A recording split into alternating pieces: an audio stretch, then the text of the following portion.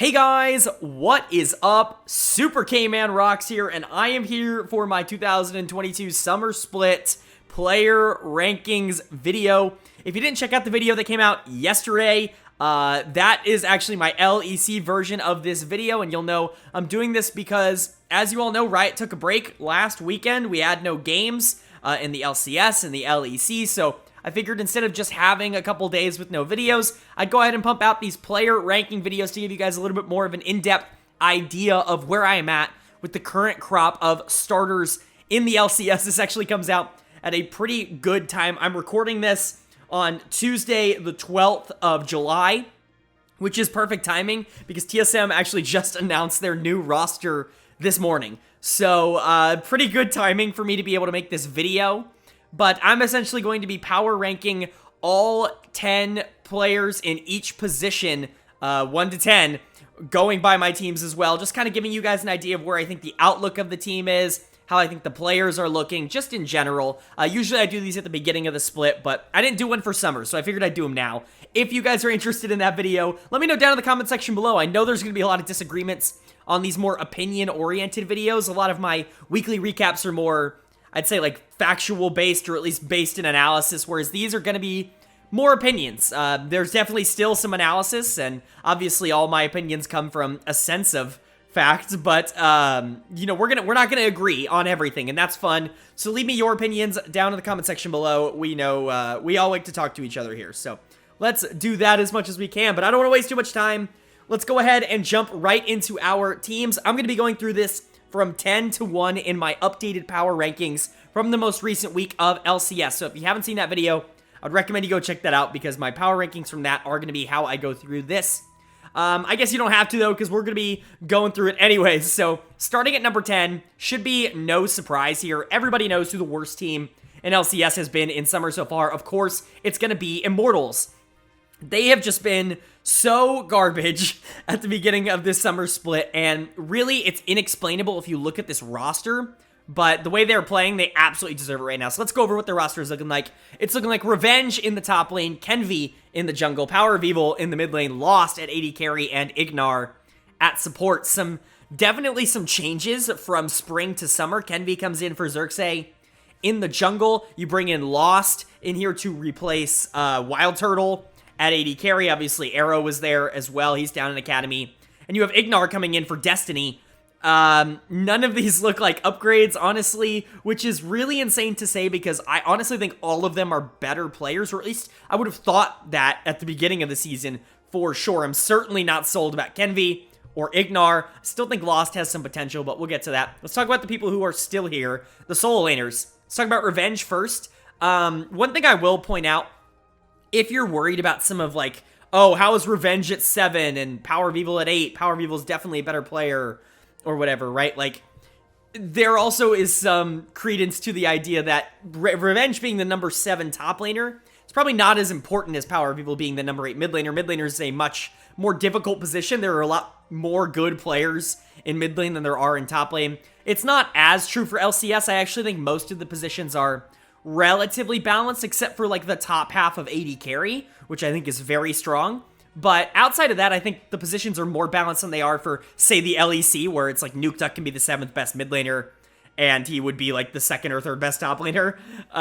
But, you know, something to keep in mind. Let's talk about Revenge. He has been someone who I've never really been sold on in the LCS. He came in and he was really, really aggressive. He really wanted to fight in lane and wanted to prove himself and was talking a lot of shit on Twitter in a good way. Love that stuff. And just wasn't exactly like living up to it. Was very hit or miss, if you will, in terms of his LCS results. He's gotten a little bit more consistent over time, but this team has also gotten worse over time. So it's really hard to tell how Revenge is doing. I think he's a fine player. I think he's someone who on a good team probably wouldn't look as bad as he does right now, but unfortunately he's on the worst team in the league.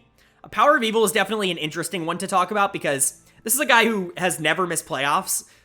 Which is really insane to think about and to say, but the truth of it is, in spring, that was the first time Power of Evil had ever missed playoffs in his career, you know, no matter where he went. So, kind of insane to say that, but this is the worst year of his career by far. This has been someone who has been really, really consistently a great mid laner in not only North America, but in Europe before that, his whole career, and whatever happened when he came to Immortals this year, everything completely fell apart. His passive playstyle that I think has been embraced by a lot of the teams where he's had active counterparts around him, mostly in the jungle, has not meshed well with this version of Immortals.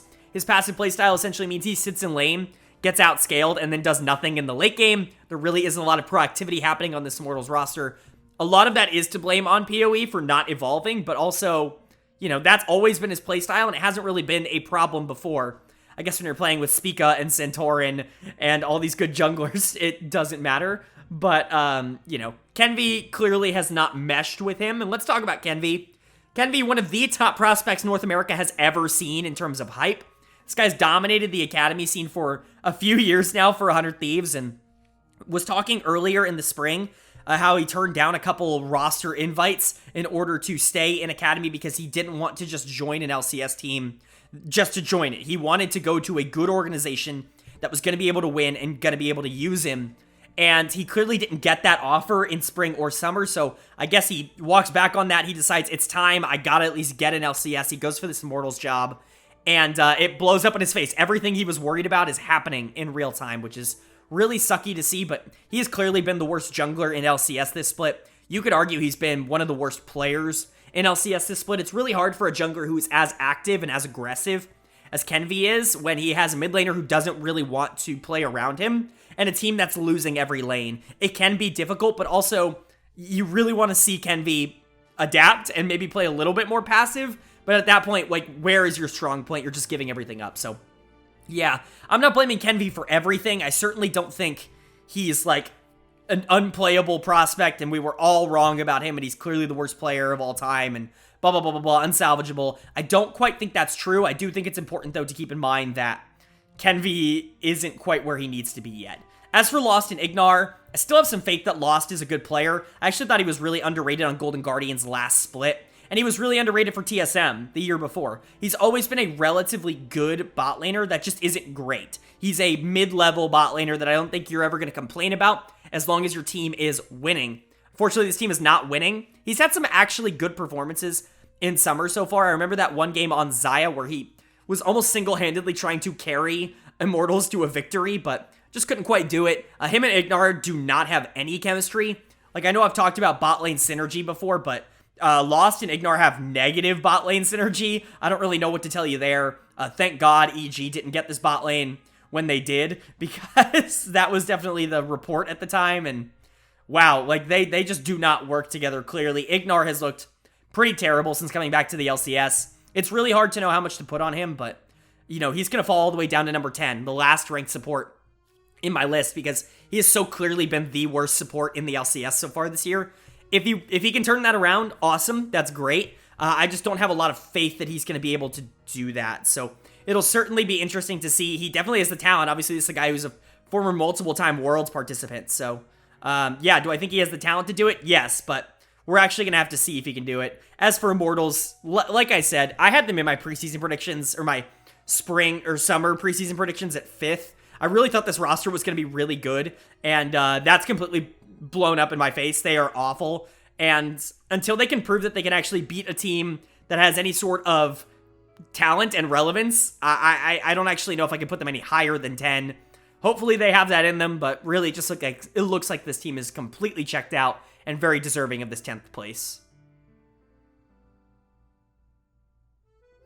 Moving on to my number 9 team in my power rankings. Funnily enough, with the way NA playoffs work, the final team I have not making playoffs, at least at current power rankings wise, it's going to be TSM. It's going to be Team SoloMid coming in here at 9, and arguably they could be lower. I think you could certainly make the case for that, but just right now, I need to see a little bit worse from them. If they lose to Immortals, it's completely over, but let's go over their new roster, which we actually haven't seen play a game yet. Like I said, TSM made some roster changes earlier, but let's talk about what they're looking like. It's going to be Sol in the top lane, obviously formerly known as Anime Girl in the Proving Ground scene, Spica in the jungle, Maple in the mid lane, Instinct coming up as AD carry, and then Chime as the support. There's some good and some bad to these roster changes. I'll kind of get to those after we talk about Spica and Maple a little bit. Let's talk about Spica, because I actually think of this team very similarly to how I think of Misfits in Europe right now. Not in terms of organizational structure. Misfits has that 10 times over, but In terms of actual roster construction of, really it does at times feel like 4 wards and 1 player trying to win.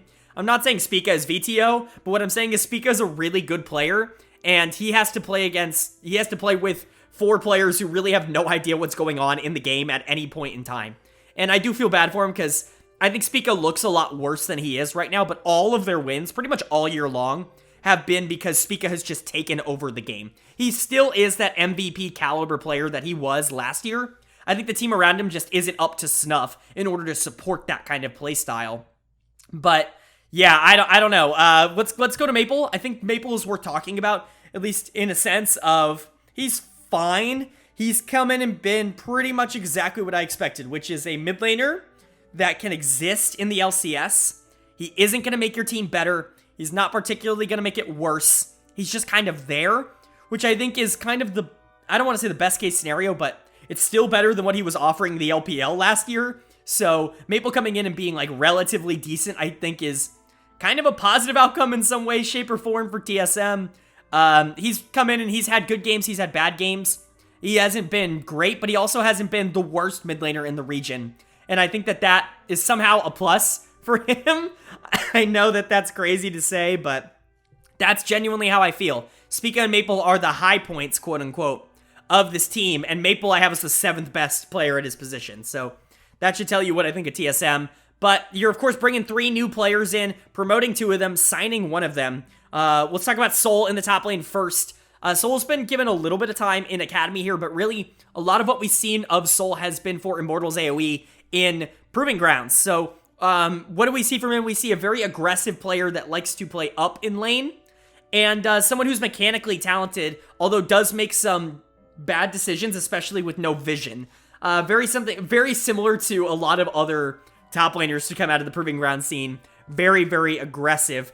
I'm interested to see how well he will do early on in the season, because really it's going to be difficult for me to expect a world where Sol is going to come in and really change the fortunes of this team by being like that much better than Huni, who was here. I thought Huni would have been around 7 in the power rankings for me. He was fine, not great, but not poor.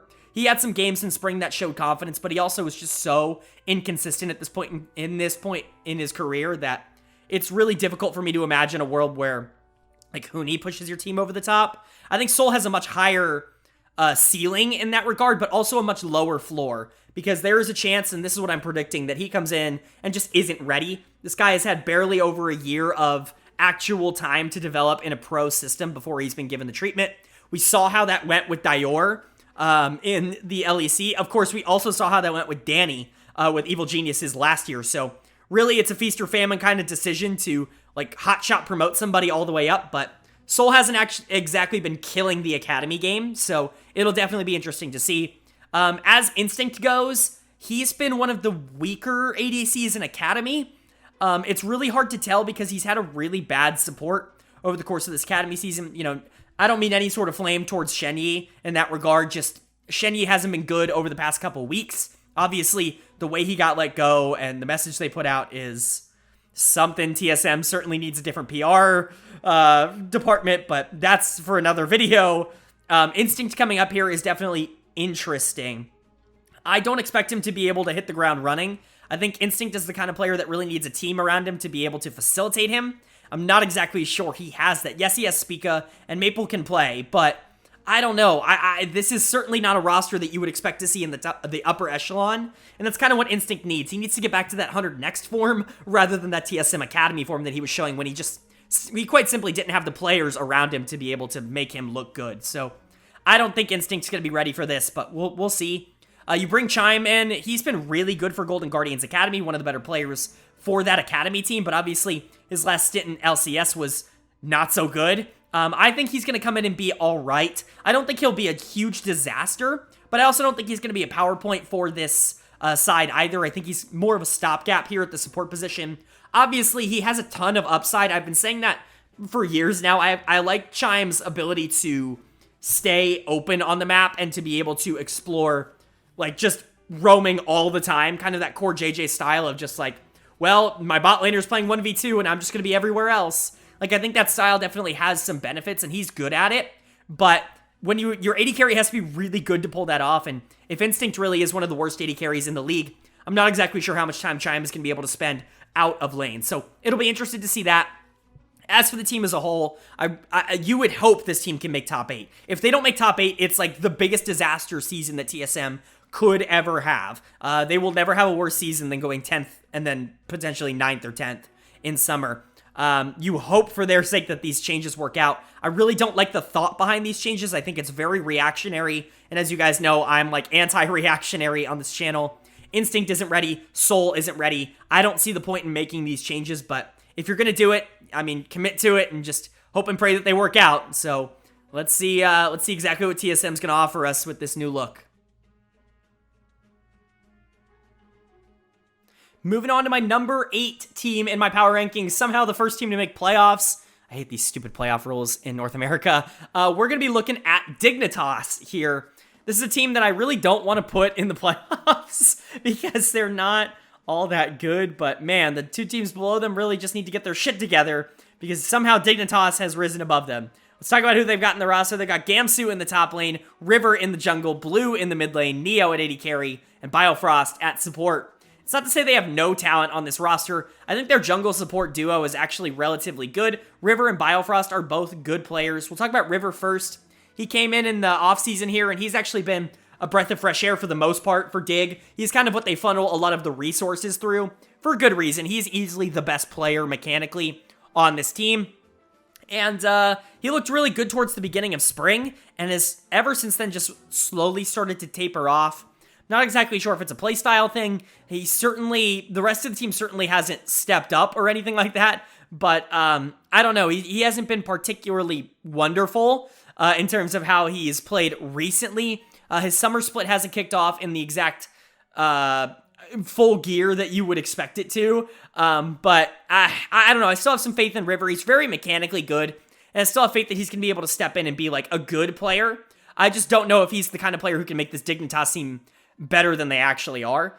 Biofrost is a good player as well. He was someone I was very concerned about stepping into Dig at the beginning of the year if you go and watch my spring preseason predictions. But he's actually stepped in and been one of their better players, more consistent players. Also, of course, congratulations to Biofrost on becoming one of the few players to hit 200 wins in LCS. That's awesome. But yeah, he's been pretty good. Definitely a bright spot for a team that has struggled to find them. I think everything else has definitely been a little up in the air, though. Neo, you would have hoped to see a little bit more development from at this time. Obviously, you drop Johnson or you sell Johnson in favor of promoting Neo, and he looks really good in his first year on the job with Afromu. However, Afro is now gone. He goes back to play with Johnson. Johnson becomes a really good player again, and Neo starts to fall off. Maybe Afro was actually just the really good support all along. We'll get to him. I think he's very underrated, but Neo just hasn't grown in the way that you would have hoped as a very young AD carry. Still definitely has time, and it's not like him and Biofrost are a bad lane. They're just not quite the dominating lane that you would hope, or like an upper half lane. Neo seems to have regressed for sure, I think, in the past few months, which I think is definitely sad to see. Hopefully he can get back on that upswing. And then you've got the Soul laners, both of whom I think are negatives for this team for the most part. You bring in Gamsu here in the top lane to replace Fake God, who was just so bad in spring.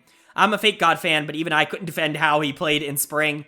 You bring Gamsu in, who is at best a stopgap. I don't think anybody would expect Gamsu to come in and be one of the top laners in the region. He really wasn't even that great on a team like 100 Thieves Academy, which is super stacked. So I don't know. I'm not super sold on Gamsu. He was my 10th ranked top laner until Soul came in, and Gamsu was better than Soul in Academy. I have to imagine he'll be better than him in LCS, but I don't know. I'm not sold on Gamsu. I certainly wouldn't have went that direction.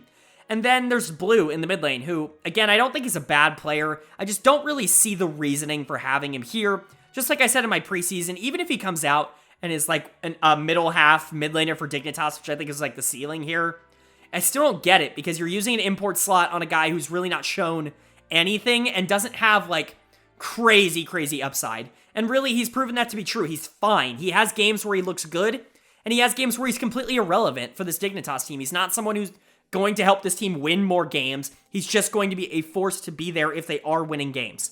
I wish I had more to say about Blue, because I wanted him to prove me wrong. I had a lot of people in my comment section in that video telling me how wrong I was going to be, and it just didn't happen. He never showed it. He's still the worst mid laner in the region, so hopefully at some point he can prove me wrong, but I don't expect to see him or Gamsu here in LCS by the start of next year. I certainly don't think they're building blocks for this Dignitas team, but as for the outlook, like I said, on paper, they should be the worst team in the LCS, but Immortals and TSM have really fought for that crown a little bit too much to the point where Dignitas has risen above him. Not Riven, not yet. We already talked about revenge. But yeah, I don't know. I still think that they have some sort of avenue for being like, okay, like River's a good player and Biofrost has really great macro. If Neo can get back to the form that he was at, could I see this team going higher than like 8? Maybe. Like, could they be better than Golden Guardians or something? Like, I don't know. Sure. I don't think it's out of the realm of possibility. I would be against the prediction of that. I still think this team is going to finish near the bottom of the standings. Maybe out of a playoff spot. I just don't know which one of TSM or Immortals would get their shit together to get them out of there. So, as for now, they're going to be a playoff team. Moving on to my number 7 team in my power rankings. I think we're going up a little bit of a tier here. I definitely think Immortals, TSM, and Dignitas are the bottom 3 teams. Pretty clearly to me, we're jumping up a little bit when we go to number 7 here. Number 7 for me is going to be Golden Guardians. This is a team that I think overperformed in spring in terms of expectations. Looks to do so again here in summer with a very similar roster. They're looking at Licorice in the top lane, Pride Stalker in the jungle, a Blaze Olive in the mid lane, Stixay at 80 carry, and Ole at support. Definitely some talent on here. I definitely think there's a talent upgrade from this team to the ones we've spoken about previously, for sure. A lot of my optimism for this, though, as opposed to Dignitas, kind of the opposite here, comes from the solo laners instead of them being the hindrance. I think Licorice and a Blaze Olive are one of the more underrated solo lane duos in the entire league. Both of them have been very good. Licorice is coming in as my number 4 top laner. That's above some names that, or at least one name that I think some people are going to be surprised about.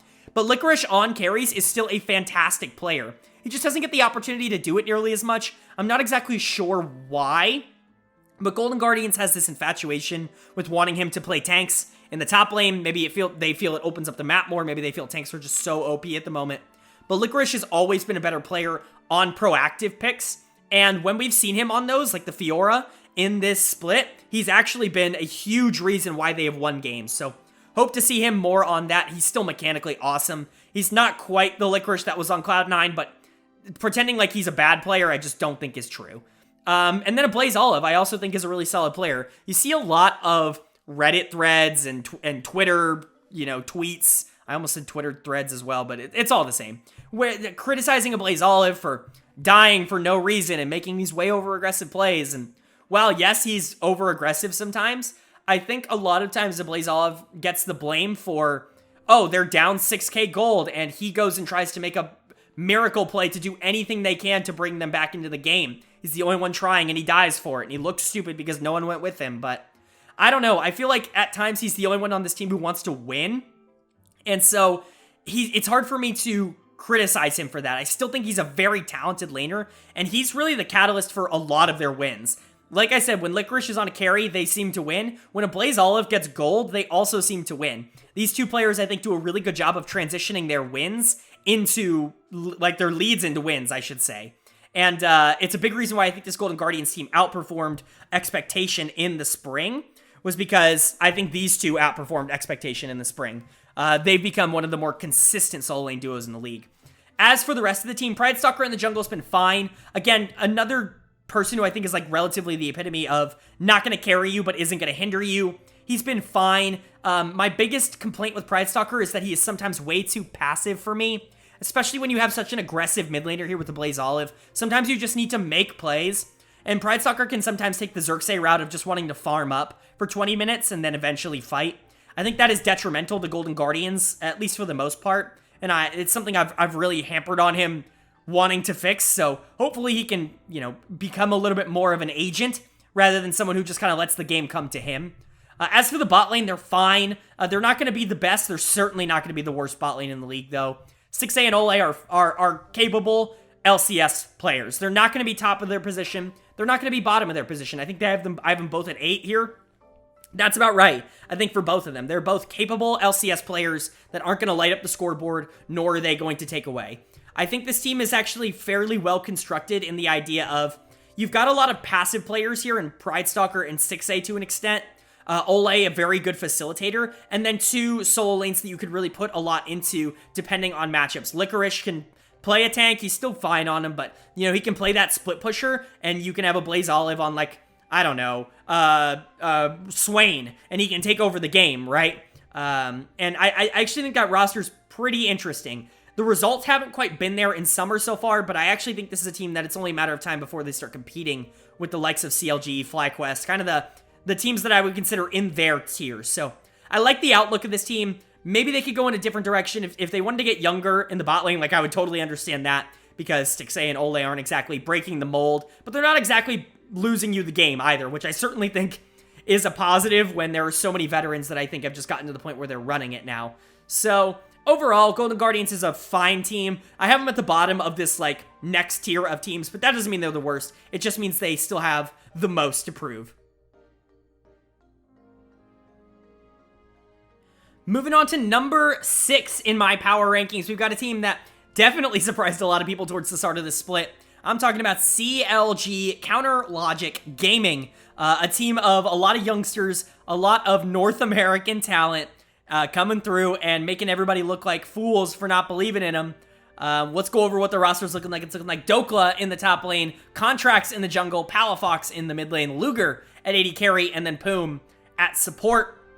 A lot of good to take away from this roster. I really like a lot of their mid-season changes here. They don't make a lot of roster changes, but they make a lot of draft changes, and I think that that looks really good. Obviously, the big roster changes, Dokla coming in to play their main roster top laner position here, swapping him out with Jenkins. Dokla, I think, is a pretty huge upgrade to Jenkins with how Dokla has played in Academy, and he's had some really good games in LCS as well. Some not so good ones, but I think that's par for the course. I think for the most part, he's been an addition, for sure, for CLG. Definitely someone who adds more than he subtracts. Just a good weak side player that can play tanks. He can play carries. He's versatile. He doesn't have to have resources, but he's good with resources. I honestly think he's a very solid player. Funnily enough, I compare him to what current day Excel Finn is. Maybe not quite as good as Finn, but just kind of in that similar mold of whatever you really need him to do, he can kind of do. He's a little bit better of a carry player, but he's not quite as good at just being complete weak side. So it's funny I compare him to Finn. Obviously, Finn on the CLG team last year. But yeah, Dokla's good. Contracts and Palafox as your jungle mid, I think, have been, if anything, the disappointing part of this team. Contracts is up and down. What a surprise. That's kind of his game. But I think for the most part, he's what we think he is. He's a ridiculously, sorry, I can't speak, a ridiculously aggressive jungler that is going to get punished sometimes if he plays into good players that know exactly what he wants to do. Palafox is kind of the opposite, a very safe mid laner that can be punished by mid laners who know exactly what he's going to do. Palafox has had some phenomenal games for this team, and also some really bad ones. He's lower on the list for me because of that, but I still think he has upside of being much higher than this. It's crazy to say that because it feels like he's been given a lot of chances at the LCS level, but I really do think that Palafox can be a solid LCS starter, a la a Blaze Olive or, you know, something of that caliber. I just think he needs to really find a team that can enable his slower playstyle. I like the idea of pairing him with a really aggressive jungler, maybe one that's a little less risky than Contracts is positive, because we can all agree, I love Contracts to death, but there are some times where Contracts will just run up and die. He will just run up and int, and you can't do anything about it. It's just how he plays. I think you could argue that that hurts the rest of the team and their development. So, I don't know. I'm kind of mixed on Contracts, and I think it hurts my opinion of Palafox. I think both of them are good players. I don't know if either of them are great players. I think Palafox has a higher ceiling. I'm not sure if he's going to be able to reach that on CLG. I definitely think it's possible. I just don't know if I would bet on it here. Where I do think they definitely have strength and youth is this bottom lane, which has just been awesome. Luger is so good, and he was such a good pickup from Turkey when they got him last year. He has been a revolution. And obviously, they didn't pick him up last year. 100 Thieves picked him up last year for their academy, but they had Luger and Poom CLG buys out that bottom lane to come over and play for them in the LCS, and they have been great for the CLG team. Definitely one of the focal points of this team during their win streak is how good Luger and Poom have been for them. I think it's really a testament to Luger's ability to mechanically play. Not that Poom is much worse, but Luger is one of the better mechanical AD carries in the region. I do think sometimes he can get himself into trouble, but Poom does a good job of actually keeping him out of it. I think they were a very good duo. They clearly have good synergy together. They enjoy playing together, and I think that shows on the CLG team because their late game team fighting can actually win this team games. And they did that a lot in spring, so hopefully they can continue that. Both of them are great players. As for the outlook of this team, right now they're 6th. I had them as high as 5 earlier in the season. I mean, they were tied for 1st when it came to standings, so I can't be crazy for doing that, but I'm not sure, I think some things would really have to go right for them to get higher than 5.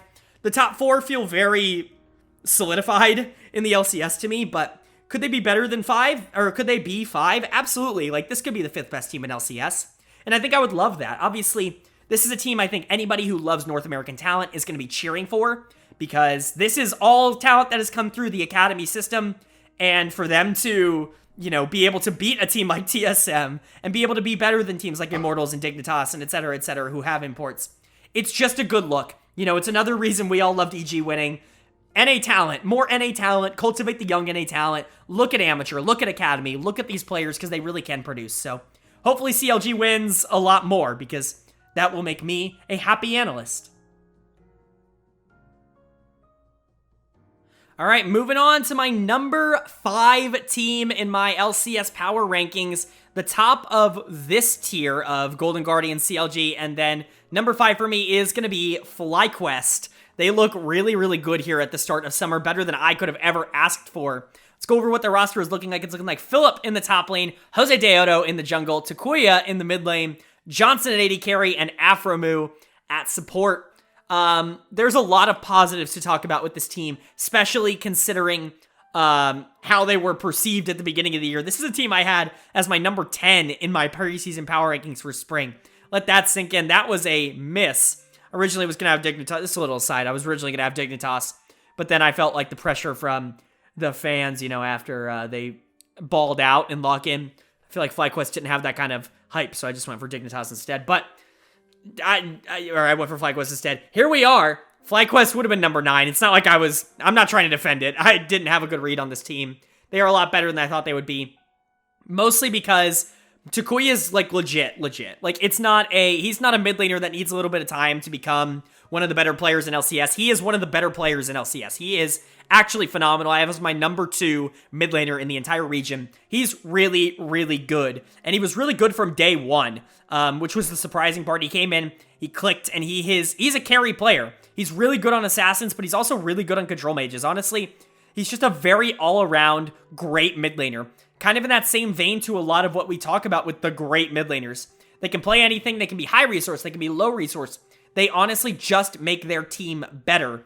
And that's what Takuya is. He's not in a box, he's just kind of everything you need to be. He's a star player, someone you could actually build a franchise around if you got the right talent. So hopefully they get the right talent, because I really like Takuya, and he's turned out to be everything they wanted and more. I really love this bot lane as well. You bring Johnson and Afromu back together at the beginning of the year, and they have resumed their 2020 form when Johnson was a rookie. Turns out Afromu is honestly just like one of the best supports in the region.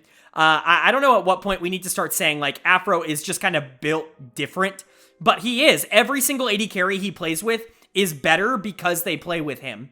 I'm not saying it's just because they play with him, but it certainly helps. I certainly think it helps.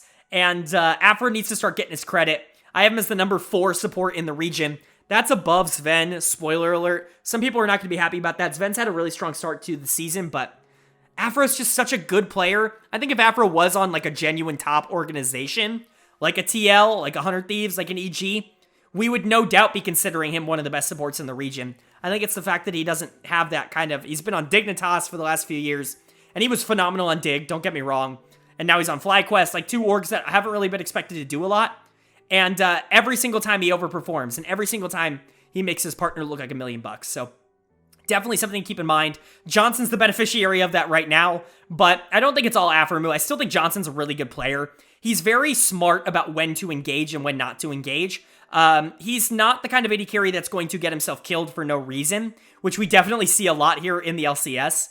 He's not that kind of guy. He's definitely going to be more methodical about when he engages, but that's definitely beneficial when you have a support that you can rely on, like you can rely on Aphromoo. So I think these two make a phenomenal duo. One of the better bot lanes in the LCS, for my money. I think he's right up there in like the top, we'll say like top 4 bot lane in the LCS. I really think they're that good. As for the top side of the map, Jose Deodo in the jungle, someone who I wasn't super stoked about last year. He had a very meh 2021 to me. Pretty hyped up, obviously coming in from Latin America. He has a huge fan base, and I really respect that, but his 2021 play didn't exactly back that up. He's been much, much better in 2022, though. He's really improved in a lot of areas and become one of the better junglers in the region. Probably, I have him at the top of, like, the next tier of junglers. I think the top 5 are pretty locked in, but I have him as the best of that next tier. We've talked about all of them. River, Contracts, Pride Stalker, Kenvi, and then I think at the top of that is Jose Deodo. So I do think he's gotten a lot better, and he's very much become an asset to this team rather than just somebody who is there and not really doing much. He's no longer in the Pride Stalker mold. He's become, I think, a positive for this team, and I'm happy to say that. Philip in the top lane here, he replaces Kumo. Talked about this a little bit in the weekly overviews. Kumo was probably the worst top laner in LCS for the past year or so. He really wasn't giving you a lot of great performances. You bring Philip in, who's been kind of all right. In Academy, he hasn't exactly done a lot, but he hasn't done a little either. He's been fine. He's been good. But he's really played up to expectation as much as you can expect here for someone coming into LCS for the first time. He has kind of shocked and been ready. Like, I didn't think he was going to be this ready to play, but he's definitely been an upgrade to Kumo. He's helped this team a lot just over the fact that he's like a good team fighter that doesn't lose early. He definitely still has his flaws. He's very much still has a small champion pool. He wants the Camille. If he doesn't get the Camille, if it's banned, then he goes for the Jace. Those are the two champions he's really shown a ton of proficiency to play at an LCS level. It'll be interesting to see what happens if they just fully target Philip in champion select, and you have to put him on something like a Sejuani. I don't think it'll be that bad, but it's definitely something worth noting. As for this FlyQuest team as a whole, like, them being at 5 has to be a huge relief for them. Like I said, I have them as the best team of, like, the next crop of good teams in the LCS. I think the top 4 are kind of the world beaters, the ones that are built to go to Worlds. If FlyQuest can keep this pace up, they might actually just be closer to that top 4 than I'm giving them credit for. They already beat Cloud9, so it wouldn't be a huge shock to see them jump into that top 4. I'm not exactly expecting it to happen, but really, if any team out of this group is going to do it, it's going to be them. Now we're moving on to number 4 in my power rankings, and this is where we really start to get to the top 4 teams. I think these 4 that are upcoming are the 4 that are most likely to grab the 3 world slots, or 3 of the 4, I should say. One of them's going to miss out. Which one do I think it's going to be? Right now, I think it is going to be Cloud9. I certainly like this roster, but I don't love it. And there are definitely things about it that I'm not super sold. I'm leaving that take in. It's staying. There are definitely things about them that I'm not sold about. Let's go over the roster. It's going to be Fudge in the top lane, Blabber in the jungle, Jensen in the mid lane, Berserker at AD carry, and Sven at support.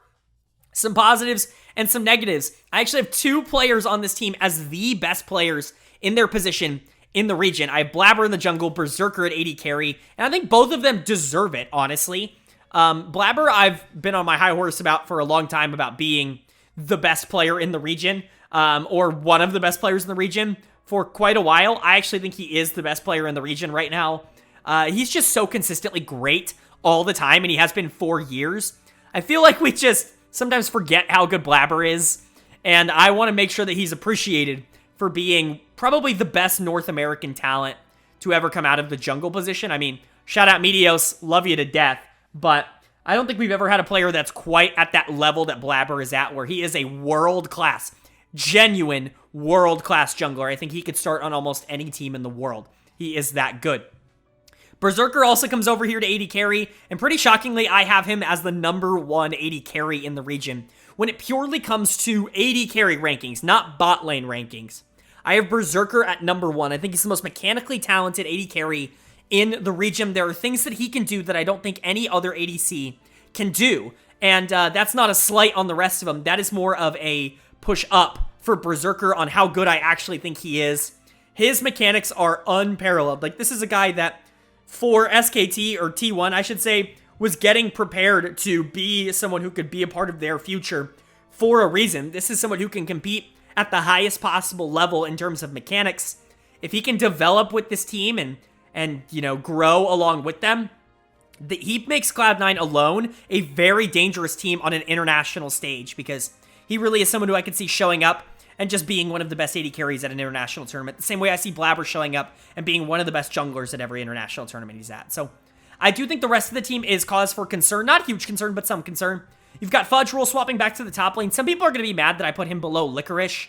I don't think Fudge has the same kind of impact on the game that Licorice has at his best. I think Fudge is perhaps a little bit more consistently important, but I think that has more to do with game plan than it does actual player skill. I think you put Licorice in a situation like Fudge is in, and Licorice probably looks better than Fudge. That's my reasoning for putting him higher. And not to say Fudge is a bad player, just to say that Fudge is fine. He's a good player, and he is a plus. He's not a neutral. He is a plus to your team. I just don't think he's like a superstar that's capable of like taking your team from not a Worlds team to a Worlds team by himself. You have Jensen here in the mid lane. I'm still not sold that Jensen's like back. Let's remember, like, I know we were all talking about Jensen not getting a spot and how ludicrous that was, and I mentioned this in my preseason power rankings as well. Yes, Jensen was coming off of a really good Worlds performance, but one thing I really don't like to do is ignore how he performed all year in order to talk about how he did at Worlds. I wouldn't want to do it the other way. If he had a great year and then struggled at Worlds, I wouldn't just want to say, oh, well, Jensen had a bad year because he was bad at Worlds. I don't think that would be fair, so I don't think it's fair to say that Jensen had a good year just because he was good at Worlds. He had by far the worst year of his career in 2021. Really wasn't even that close. There were a lot of times where I didn't even consider him in my top 5 for mid laners.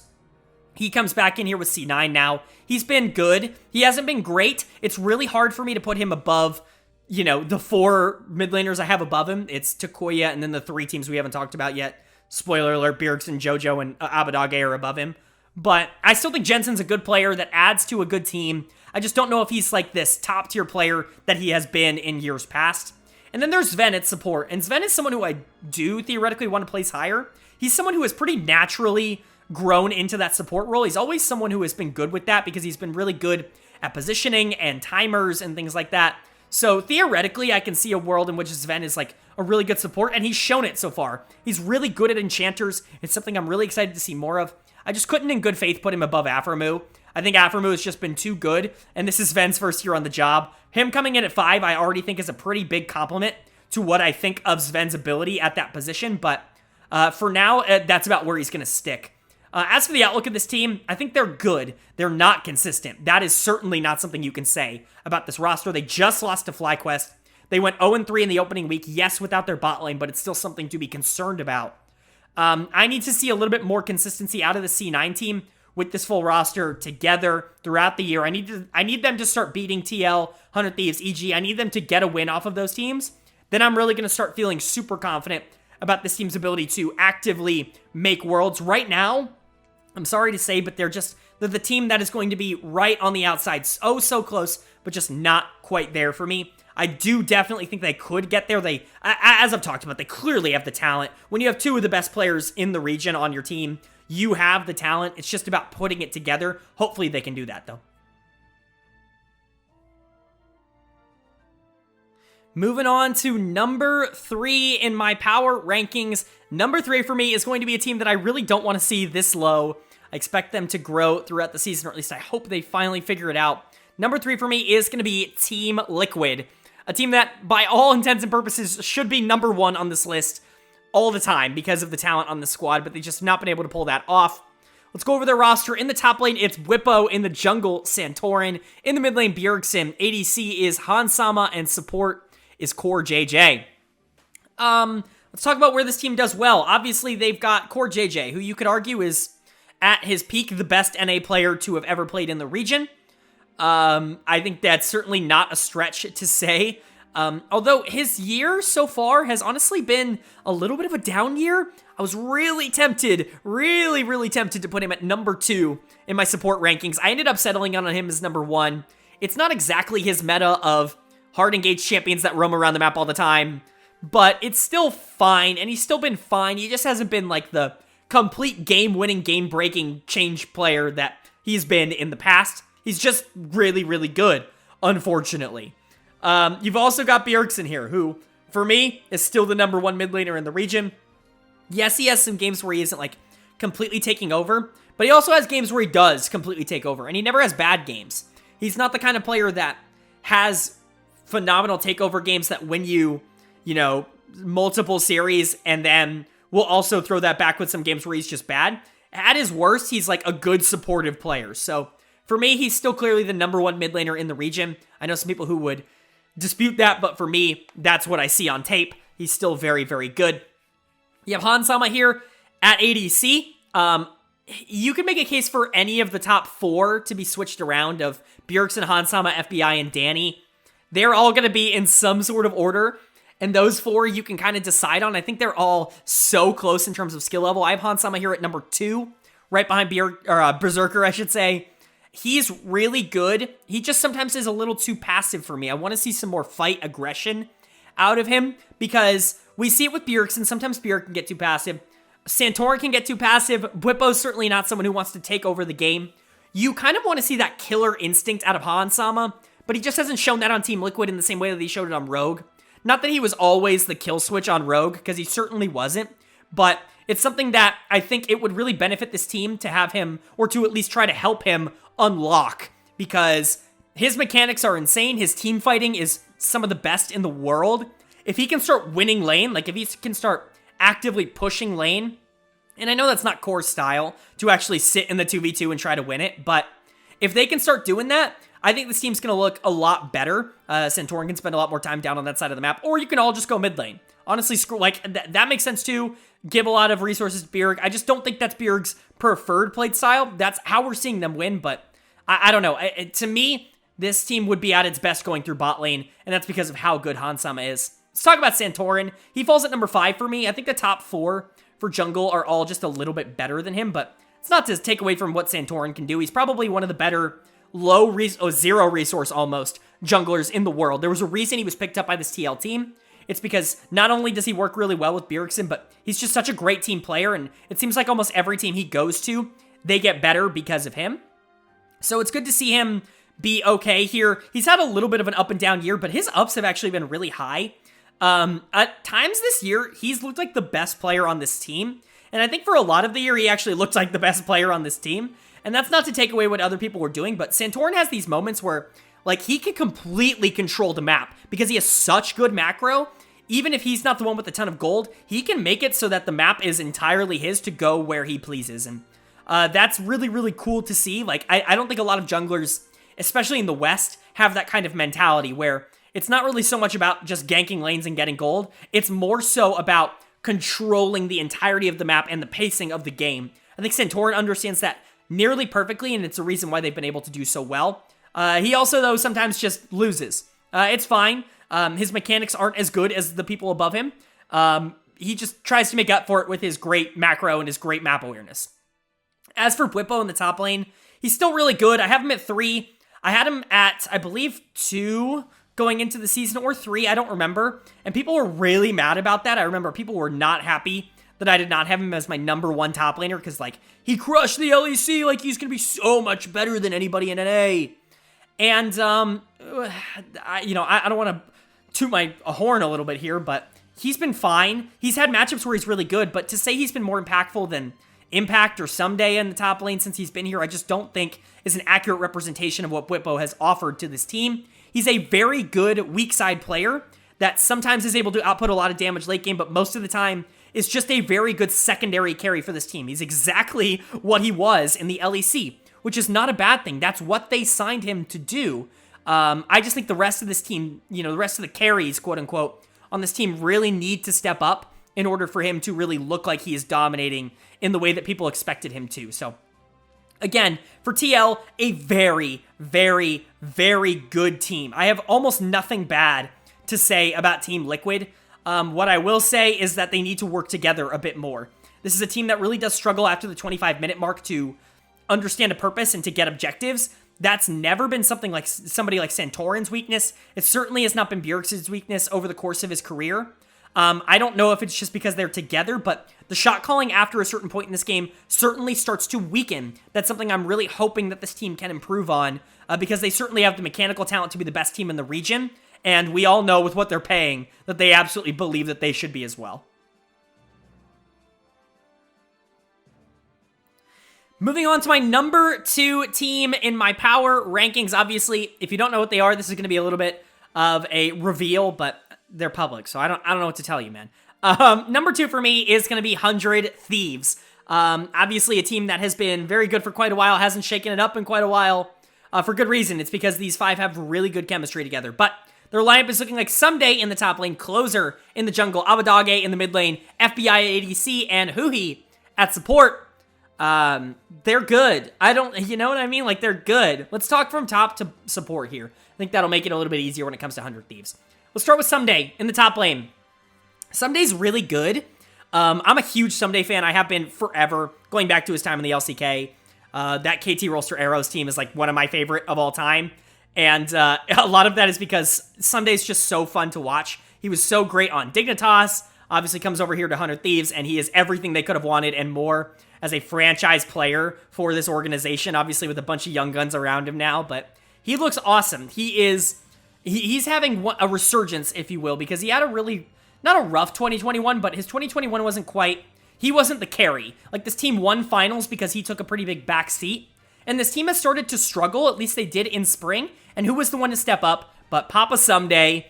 That's not a Papa Smithy joke, you know, shout out, but it's not Someday does step in and is really, really, really good. He reminds us all that he's still not just a tank player. Like, he can play bruisers just about as well as anybody in the world. That's arguably his specialty. The Jax, the Aatrox, these are the picks I remember him for.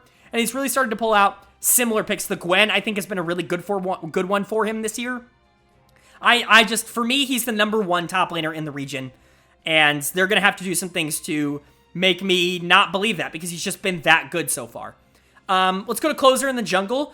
Definitely someone who was competing for that number 1 spot. For me, it was really more between Blabber and Inspired, but Closer at number 3, I definitely think deserves some mention in that conversation. He's just a little inconsistent for me. At least this year he's been. He was really good last year and the year before, obviously, but this year, those aggressive plays aren't paying off nearly as much as they did, or in the percentage that they did, I think, before. He's still a phenomenal player that gives your team so many advantages that they just simply wouldn't have if he wasn't on your team.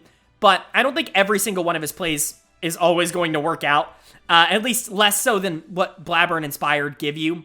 And so, for me, he's a very, very phenomenal jungler, one that any team in the league would be happy to have. Just because he's not 1 or 2 doesn't mean he's not great. I don't want that to be the takeaway.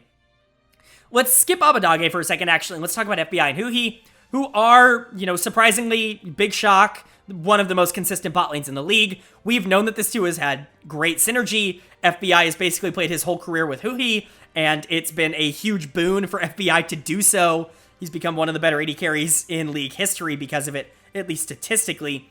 I'm not saying it's just because of Huhi. Obviously, FBI is a phenomenal player, but, it's just crazy to think that FBI really will probably never have to play in his prime without Huhi at support.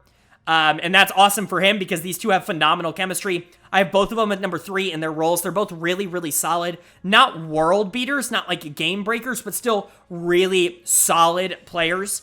FBI is a phenomenal laner, and really their late game has gotten a lot better. That was always the biggest weakness of both FBI and Huhi, was translating early game leads into late, like if they were the ones with a lot of the gold. They've really stabilized into being a very consistently good late game unit, late game duo, that is still pretty phenomenal in lane. You could still argue that they're the best laning duo in the league. So, great on them. And then there's Abadage. Now, Abadage was a big plus for their championship run last year. He has had a real rough 2022, at least in comparison to the rest of the team and the rest of the players around him, I would say. He would have been a shoo-in for number 2 or number 1 mid laner coming into the season for a lot of people. His 2022 has definitely taken a downturn. He's had some rough laning phases, especially against the likes of Takoya, Jojo, like these more aggressive mid laners that really want to fight you and want to push you. He's honestly struggled against them quite a bit, it makes me wonder, with an increase in talent in the position that he played last year, maybe the increase in talent that we saw in the mid lane this year was just too much for him. I'm not saying that he's a bad player, but maybe this range of 4 to 5 might be a little closer to where he's actually at than 1 to 2. The Faker Dage like we saw last year just might not be the ceiling that we had hoped for him, but again, not a bad player. Saying that the number 4 mid laner in NA is a bad player is just not true. He's still been good. He just hasn't been game-breakingly good. He's definitely been a downgrade to what he was last year, but that's still good enough for this team to be really consistent. I have them at number 2. Do I think they could get to number 1? Yeah, I think they could get to number 1. Obviously, they won LCS in summer of last year, and this is the same 5. I certainly think they have it in them. I honestly have them as I don't know. For some reason, they, to me, give the lowest ceiling of the top 4 of EG, TL, C9, and them. I don't... Something about this team screams they're going to be good, but they're never going to be great. And I hope I'm wrong about that, but Someday does continue to step up. Obviously, if FBI and Huhi can, really maintain... Like, right now, they're good. They're not great. We know what Closer is. We've kind of seen what Abadage is. Obviously, we know what Someday is. I just don't know what the ceiling is for this team. That worries me a little bit, having them here at number 2, but... Obviously, number 2 isn't a huge negative. Having them, I do think this is probably a Worlds team. They just have to not screw it up because they are just better than pretty much everybody else in the league. So as long as they continue on the pace they're on, I think they're going to be pretty happy to make it to Worlds. All right, and that is going to take us to our number 1 team in the power rankings. Obviously, process elimination should tell you who this is, but obviously you already knew if you watched my videos. Number 1 for me is going to be Evil Geniuses. EG coming in at number 1. I think a lot of people may just accuse this of being off the back of their MSI win. However, those viewers who have watched my content will know I actually had them at number 3 coming into the summer split. They've just kind of proven so far in summer that they look like the best team in the region. Let's go over what the roster's looking like. It's Impact in the top lane, Inspired in the jungle, Jojo Pune in the mid lane, Danny at AD carry, and Vulcan at support. This team is just stacked from top to bottom with really good, aggressive, like-minded players, and I think that's really what's causing them to be so successful, is the fact that all of them really have a similar goal in how they want to play the game, how they want to achieve their outcomes, and I think that's really made them better as a unit. Let's go from top to support here. Impact in the top lane is someone who I think has been perennially underrated. He had arguably the best split of his career in 2021 here on Evil Geniuses. Definitely the one where he was given the most responsibility. He's not been given that same level of responsibility this year, but he's kept up his level of laning dominance. One of the tougher laners in the league to even get a gold lead against. So, really, Impact's playing probably some of the best League of Legends of his career, at least in North America. Obviously, his SKT League of Legends was pretty high level, but when you talk about NA Impact, I think you can make a real argument that his time on EG is the best version that we've seen of him. As for Inspired, he comes over here in the offseason, and I knew immediately this was going to be a huge boon for this EG team. He's paired up so well with these youngsters. He's been pretty much the perfect jungler for this system, which I think is exactly what you want to hear. He's come in and he's been a facilitator. He's aggressive, but he's not over-aggressive to the point where he'll lose you games. He's just aggressive to the point where he makes sure that he has dominance of his areas, and he makes sure that if his mid laner, say, wants to play ridiculously aggro in the mid lane, he makes sure that he has the opportunity to do so by keeping things safe for him. Inspired is pretty much perfect for this roster. I don't think they would trade him out for any jungler in the West. I really think he is exactly what this team wants.